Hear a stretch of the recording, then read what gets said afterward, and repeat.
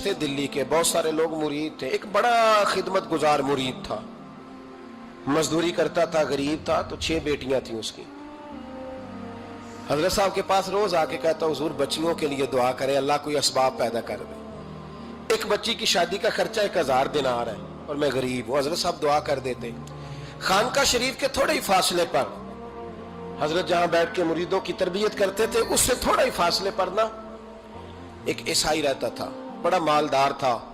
بڑی سارے اونٹ، گائیں، بھیڑ، بکریاں رکھی ہوئی تھی، اور حضرت شرف الدین رحمت اللہ علیہ کی بڑی مخالفت کرتا تھا۔ اور یہ جو آپ کا غریب مرید تھا، یہ اس کا پڑوسی تھا، ایک دن بلا کے نا ان کو کہنے لگا کہ تو کدھر جا کے جو ہے وہ ٹکرے مار رہا ہے، وہاں سے کچھ نہیں ملنے والا، وہ تجھے کیا دیں گے جن کی خانقاہ خود چندے پہ چلتی ہے، مدرسہ چندے پہ چلتا ہے، مسجد چندے پہ چلتی ہے، تیری بیٹی کا معاملہ کہاں حل ہوگا؟ تو اس درویش نے کہا کہ تو میرے پیر کو نہیں جانتا، تو مجھے میرا محبوب نہیں ڈٹھا، تو پتہ نہیں نا، تو اس رستے کا مسافر نہیں، تو نہیں جانتا، ان کا بس چلے نا تو وہ ہر قیمت میں میری بیٹیوں کی شادی کرا دیں۔ اب وہ عیسائی تھا، کہنے لگا اچھا چلو ٹھیک ہے، اگر اتنی بات ہے نا تو جاؤ ان سے جا کے کہہ دو کہ 6 سال کے لیے میرے ساتھ معاہدہ کر لیں، وہ میرے جانوروں کو چارہ ڈال دیا کرے، 6 سال ڈیوٹی کرے، میں 6000 دینار دے دیتا ہوں۔ وہ میرے ساتھ 6 سال میرے جانوروں کو چارہ ڈالے، رکھتے ہیں نا آپ چارہ ڈالنے کے لیے ایڈوانس پیسے دے کے، اب تو لوگ انہیں بھی غلام ہی بنا لیتے ہیں، بڑی تھوڑی تنخواہ دیتے ہیں، ظلم کرتے ہیں، پورا معاوضہ نہیں دیتے۔ حضرت شیخ شرف الدین کے بارے میں وہ کہنے لگا جا اپنے پیر سے جا کے کہہ کہ میرے جانوروں کو 6 سال چارہ ڈالے، میں 6000 دے دیتا ہوں، تو جو کہتا ہے ہر قیمت پہ جانے کو تیار ہے۔ اس نے جب یہ بات کی تو مرید نے ناراض ہو گیا، وہ لڑائی ہو گئی، گریبان پکڑ لیا، جھگڑا ہوا، بات بڑی دور گئی، اس طرح کی بات کرتا میرے حضرت کے بارے میں، تیرے جیسے کئی میں وہاں کام پہ رکھا دوں۔ جب وہ بڑی بحث ہوئی، بات محلے میں، علاقے میں پھیل گئی، دنیا نے سن لی، تو شیخ شرف الدین تک بھی پہنچ گئی۔ اس طرح جھگڑا ہوا ہے، لوگ سو گئے عشاء کی نماز کے بعد۔ حضرت صاحب نے نا سر پہ کپڑا لیا، اس عیسائی کے دروازے پہ دستک دی، وہ باہر آیا، فرمانے لگے لوگ تو سوچ سمجھ کے ملازم رکھتے ہیں، تو نے بھی تو سوچ ہی لیا ہوگا، تبھی تو مجھے آفر کی ہے، تو اپنی آفر پہ قائم ہے، واقعی مجھے رکھ لے گا اور 6000 دینار دے دے گا؟ کہنے لگا جا بابا کام کر اپنا۔ فرمایا نہیں، تو نے اتنے لوگوں میں بات کی، اتنی بحث ہوئی، تو قائم ہے؟ کہنے لگا میں تو قائم ہوں، پر آپ نے نہیں قائم رہنا۔ فرمایا میں سوچ سمجھ کے آیا ہوں۔ اس نے کہا آپ ڈیوٹی کریں گے، بھینسوں کو چارہ ڈالیں گے؟ فرمایا ایک شرط، بس جب اذان ہو جائے نا تو مجھے رب کی نماز پڑھنے کی اجازت دے دینا، باقی صبح و شام جو تو کہے گا۔ اگر اس غریب کی بیٹیاں بیائی جائیں تو مجھے اور کیا چاہیے، اس کی 6 بیٹیوں کا بوجھ ہے اس کے سر پہ، تو مجھے رکھ لے۔ اللہ اکبر۔ وہ کہنے لگا چلے پہ میرے ساتھ خط بندگی کر لیں، آج کل ہم اسٹام کرتے ہیں، اس زمانے میں خط بندگی ہوتا تھا، غلامی کا خط، قاضی شہر کے پاس، یعنی اس کا خیال تھا کہ چلو اسٹام کی بات کروں گا تو بھاگ جائیں گے۔ فرمایا چل میں تیار ہوں۔ قاضی تک گئے، طے ہو گیا، 6000 دینار دے دیے۔ حضرت نے مرید کو بلایا، فرمایا پتر یہ لے جا، جا میری بیٹیوں کو روانہ کر دے۔ کہنے لگا حضور یہ کیا کر رہے ہو آپ، کچھ سوچیں۔ فرمایا یار جب تجھے بیٹا بنا لیا تو پھر میری پوتیاں تو لگتی ہیں نا، میرا حق تو بنتا ہے نا، جا کے ڈیوٹی کر، ان کو بیاہ دے۔ بات پھیل گئی، بادشاہ بھی عقیدت مند تھا، وہ 12000 دینار لے کے پہنچا۔ کیا بتاؤں ان رب کے بندوں کا دل کیسا ہوتا ہے، کیا درد ہوتا ہے، کیا رنگ۔ 12000 دینار لے کے بادشاہ آیا اور آ کے حضرت کو پیش کیے کہ حضور آپ دیں اس عیسائی کو ڈبل دیں اور جائیں کام کریں۔ آپ فرمانے لگے تو پیسے دے، شرطیں نہ لگا، میرا جہاں دل کرے گا میں خرچ کروں گا، مجھے تو مزہ ہی اب آنے لگا ہے، ابھی تو لطف آ رہا ہے، ابھی تو ذائقہ آیا ہے کچھ کرنے کا، پیسے دینے ہیں تو دے، پابندی نہ لگا، جہاں میرا دل کرے گا میں۔ اس نے کہا حضور ٹھیک ہے رکھ لے۔ حضرت نے فجر مسجد میں پڑھی، جیب میں 12000 دینار تھے، اعلان فرمایا بھی کسی اور کی بیٹی بھی بیٹھی ہے تو پیسے میرے پاس ہیں۔ وہ 12000 دینار بھی بانٹ دیا، اور 12000 دینار بانٹ کے نا تو پھر چلے گئے کھیت میں چارہ کاٹنے۔ اس عیسائی کو کسی نے بتلایا کہ ان کے پاس تو 12000 آیا ہے، پر تجھ سے جان نہیں چھڑائی انہوں نے، کہ وعدہ یہ ہوا تھا کہ 6 دیں گے تو جائیں گے، جب تک دیں گے نہیں تیرے گھر میں کام کریں گے۔ وہ نا چارہ کاٹ رہے تھے، حضرت صاحب تو وہاں پہنچ گیا، دور جا کے کھڑا ہو گیا، کہنے لگا بابا پہلے تو میں نے مسلمانوں کے اخلاق سنے تھے، اب تو میں نے دیکھ بھی لیے، پر یہ بتا جب 12,000 آیا تھا جان کیوں نہیں چھڑائی؟ تو حضرت چارہ کاٹتے کاٹتے رو پڑے، فرمانے لگے تو نہیں نہ جانتا یہ بیٹیاں سانجی ہوتی ہیں، پتہ نہیں نا؟ میرے رسول پاک نے تو حاتم تائی کی بیٹی کے سر پہ کپڑا رکھ کے کہا تھا بیٹیاں برابر ہوتی ہیں، تو یہ نہیں پتا جب اس کی 6 بیٹیوں کی شادی ہوئی ہے میرے اندر روحانیت کتنی بڑی ہے۔ فرمایا پھر 12,000 آیا ہے تو 2-4 بچیاں پھر گئی ہیں،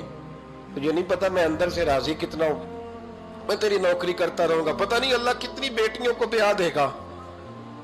اتنا رویا وہ عیسائی کے پیروں میں بیٹھ گیا، کہنے لگا بابا میں نے تیری مخالفت کی ہے پر تیرے قریب آ کے پتہ چلا ہے کہ تو بہت اونچے اخلاق کا مالک ہے، اور اگر تیرا یہ مقام ہے تو تجھے اخلاق سکھانے والے محمد عربی کی شان کتنی ہوگی۔ ظالم کی بولیے جاتے نہیں لوگ جھوٹے گواہ بن کے، وکیل صاحب کو نہیں پتا ہوتا کہ یہ بندہ مجرم ہے جو میرے پاس آیا، کیا مجرموں کے وکیل نہیں ہوتے؟ بولے تو اس کو پتہ نہیں ہوتا وکیل صاحب کو کہ یہ صاحب مجرم ہے، میرے پاس مقدمہ لے کے آئے، اور اگر بے ادبی نہ ہو جائے تو میرا خیال ہے قاضی عدالت کو بھی پتہ ہوتا ہے کہ مجرم کون ہے اور مظلوم۔ میرے نبی پاک صلی اللہ علیہ وسلم نے اس قدر زیادہ سختی فرمائی اس مسئلے میں، فرمایا جس کو پتا تھا کہ فلاں آدمی ظالم ہے، ظلم کر رہا، پھر وہ ظالم کا گواہ بنا یا اس نے ظالم کی مدد کی، کتنی کی؟ شارحین لکھتے ہیں چاہے اس نے ایک جملہ بول کے کی، چاہے ایک، سارے بولیے، چاہے ایک غریب کو اس نے ظلم کیا تو کہتے ہیں علاج یہ سی، چاہے ایک جملہ بول کے کی، شارحین اس حدیث کی شرح میں لکھتے ہیں ایک جملہ بول کے چاہے مدد کی، جس بندے نے کسی ظالم کی مدد کی کسی مقدمے میں یا کسی صورت میں اور اسے پتا تھا یہ ظالم ہے، میرے نبی پاک صلی اللہ تعالیٰ علیہ وسلم فرماتے ہیں اگر اس نے مدد کی، ابھی ظالم کی بات نہیں ہو رہی، ظالم کے مددگار کی بات ہو رہی، اگر کسی نے ظالم کی مدد کی تو حضور فرماتے ہیں خدا بھی اس سے بری و ذمہ ہے، رسول بھی اس سے بری و ذمہ ہے۔ سنبھال کے رکھے اپنی نمازیں، قربانیاں، حج، زکوٰۃ سنبھال کے رکھے۔ اگر ظالموں کا مددگار ہے، الیکشن آ لینے دے، آپ کو نظر آ جائے گا کون کون ظالموں کا مددگار ہے، نظر آ جائے گا۔ اپنی جیب سے لوگ پیسے دے کے ظالموں کی مدد کریں گے، ان کے فلیکس چھپوائیں گے، بورڈ لگوائیں گے، جیبوں سے پیسے دے کے۔ ہم نے خود آگ لگائی ہے چمن میں اپنے، بے سبب گردشی ایام کو الزام نہ دو، ہم نے خود نور کا ظلمت سے کیا ہے سودا، کر کے توہین سحر شام کو الزام نہ دو۔ ظالموں کے مددگار میدان میں آ گئے، یہ چھوٹا لفظ نہیں، میرے حبیب پاک صلی اللہ علیہ وسلم نے فرمایا جو ظالم کا مددگار ہے سن لے جو سجن کے ساتھ کچہری جاتا ہے، وہ یاد رکھے جو دوست کا گواہ بنتا ہے، وہ یاد رکھے جو کہتا ہے میں مانگی گیا تھا، مجھے بلایا گیا تھا قبضہ چھڑانے کے لیے کسی غریب بیوہ کی جائیداد پہ، کب وہ سن لے تو مدد کر کے نہیں آیا، تو خدا کے ذمے سے نکل گیا ہے۔ رسول پاک نے فرمایا تیرا میرا تعلق ختم ہو گیا، تو ظالم کا مددگار ہو گیا، پھر تو کہتا میں بے چین ہوں، میں بے قرار ہوں، میں آزمائش کا شکار ہوں، پلٹ کے دیکھ تو صحیح تیرا گناہ کتنا بڑا ہے۔ میرے نبی پاک صلی اللہ علیہ وسلم کا ایک اور فرمان سن لیں، ابن ماجہ ابو داؤد میں موجود ہے، اس حدیث کو آپ نے یاد کر لینا ہے، کر لیں گے انشاءاللہ، سارے کہیے انشاءاللہ، کر لیں گے یاد۔ حضور صلی اللہ علیہ وسلم نے فرمایا اگر تو ظالم کی مدد کرے گا نا، یہ لفظ دل کی تختی پہ لکھ لینا، یہ مکافات عمل ہے، مکافات عمل دنیا، ادھر کرو گے تو ادھر بھرو گے۔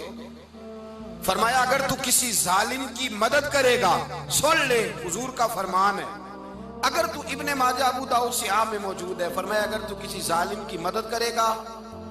تو رب تعالیٰ مرنے سے پہلے تیرے اوپر بھی ظالم کو مسلط کر دے گا،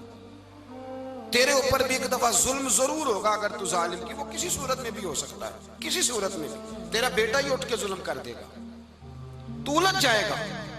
کسی نہ کسی جگہ تیرے لیے تباہی کا سامان ہوگا، تیرے اوپر ظلم ہوگا، اس لیے کہ تو ظالموں کا مددگار ہے۔ چاہیے یہ تھا کہ تو مظلوم کی مدد کرتا، انسانی ایمانی یقین کا فریضہ سر انجام دیتا، تو ظالموں کا مددگار ہو گیا۔ ٹٹول کے دیکھ لیں، رزلٹ نکال کے دیکھ لیں، ہمارے زمانے میں ظالموں کے مددگار زیادہ ہیں، اتنی لمبی زبانیں نکال کے ظالموں کی مدد کرتے ہیں، بڑے بڑے کالم نویس اللہ نے انہیں قدرت دی لکھنے کی، تو اپنا قلم ظالموں کی مدد میں خرچ کرتے ہیں۔ وہ لوگ جن کو اللہ تبارک و تعالیٰ نے قدرت دی، ہمت دی، طاقت دی، کچھ لوگ ان کے حلقہ احباب میں، وہ اپنے لوگوں کو استعمال کر کے ظالموں کی مدد کرتے ہیں، ظالموں کی مدد کرتے ہیں۔ میرے نبی کریم سید عالم نور مجسم صلی اللہ علیہ وسلم نے فرمایا، اگر تو نے ظالم کی مدد کی تو جب تک تو توبہ نہیں کرے گا رب تجھ سے ناراض ہی رہے گا۔ اللہ تجھ سے، او بھائی جس سے رب بھی ناراض ہو گیا، نہ کھانا نہ پینا نہ سونا نہ جاگنا نہ نیند، پھر تیری ہر چیز تیرے لیے آزمائش ہو جائے گی، پھر تیرا سایہ بھی تیرے لیے خوف کا سامان بنے گا، پھر زندگی جیتی جاگتی لاش بن جائے گی، تو اپنے کندھوں پر اپنی میت اٹھائے پھرے گا جب تو ظالم کا مددگار ہوگا۔ اور نبی پاک صلی اللہ علیہ وسلم نے فرمایا، ظالموں کا مددگار بھی ظالم ہوتا ہے، ظالموں کا مددگار بھی، سارے بولے ظالموں کا مددگار بھی نہیں، کو نہیں، آپ سارے نہیں بولے، ایک دفعہ بولے ظالموں کا مددگار بھی، پکی بات ہے، ظالموں کا مددگار بھی۔ اللہ اکبر، جس کا یارانہ ہو، جس کا دوستانہ ہو، جو کہے میں نے نا اس کو اوکھے ویلے کے لیے ظالم کو یاد رکھا ہوا ہے۔ کبھی مشکل میں رکھے نہیں ہوئے لوگوں نے ظالم دوست، کہتے میں نے رکھے ہوئے ہیں، بلکہ ہمارے دیہات میں تو کہتے ہیں میں نے بازو بنائے ہوئے ہیں۔ کس کو بازو بنا لیا؟ ظالم بھی کبھی بازو ہوتا ہے۔ اپنے زمانے میں آپ نے کتنے لوگ نہیں دیکھے جن کے سائے سے، آواز سے لوگ کانپتے تھے، پھر پولیس کی گاڑیوں میں وہ اس طرح مردہ پڑے کہ دنیا نے تماشا دیکھا ان کا۔ یہ رنگ ہم نے دیکھے نہیں اپنے آنکھوں سے۔ فرمایا ظالم کا مددگار بھی، جو کار میں بٹھا کے لے کے گیا وہ بھی ظالم، جس نے چائے پلائی وہ بھی، جس شخص نے کھانا کھلایا وہ بھی، جو کچہری تک ساتھ گیا وہ بھی، جس نے فلیکس کے نیچے بڑے شرابی کے نیچے چھوٹی اپنی فوٹو لگائی وہ بھی، جو ووٹ کی پرچی ڈالنے گیا وہ بھی۔ آیا اس نے کہا حضور میں درزی ہوں، ایک ظالم بادشاہ مجھ سے کپڑے سلواتا ہے، میں تو ظالموں کا مدد